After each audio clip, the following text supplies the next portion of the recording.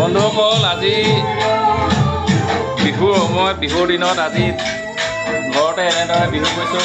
মোৰ বন্ধু সখা মোৰ কুটুম ঘৰলৈ আহিছে।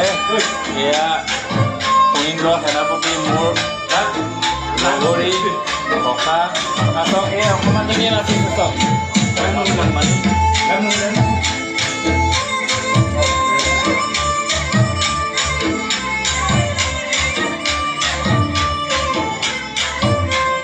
অকণমানজনীও গাত বিহু লাগিছে চব তেনেকৈ ইমান ধুনীয়াকৈ নাচিছে। এয়া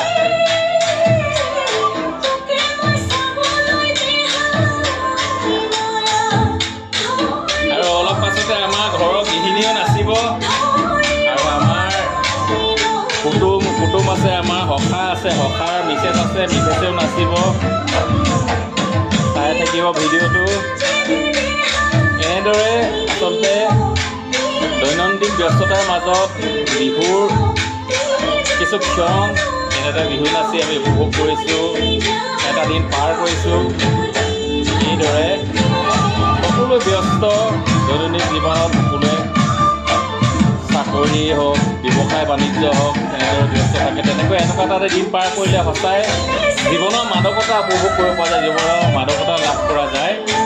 এয়া মোৰ সখা সুনীন্দ্ৰ সেনাপতি।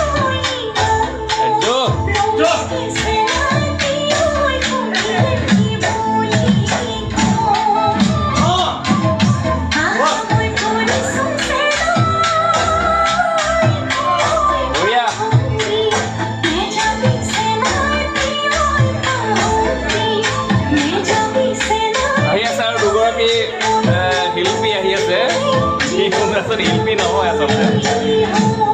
এনেদৰে আনন্দ কৰিম আৰু আমাৰ সখাৰ মিছেছ আছে, কুটুমনি আছে, সখী আছে আৰু আমাৰ পিংকি আছে। পিংকি গানো শুনিম, পিংকি গান গাব, পিংকিয়ে গানো শুনিম আমি। আৰু এনেদৰে পাৰ কৰিম। আজি 10 বাজি কিমান মিনিট গৈছে। এয়া এটা গান শেষ হৈছে, ইয়াৰ পিছত পুনৰ এটা গান আৰম্ভ হ'ব আৰু আমাৰ পিংকিয়েও গান গাব।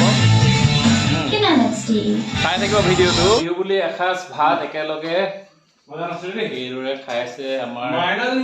আজি খালো অৱশ্যে, এতিয়া কুটুমনিসকলে খাইছে দেই। তাৰমানে কি পিংকি কুটুমনি, এয়া বৰ্ণালী খাইছে।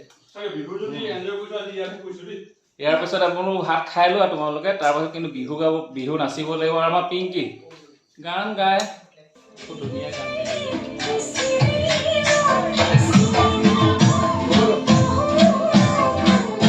তোমাৰ নাচা বাবা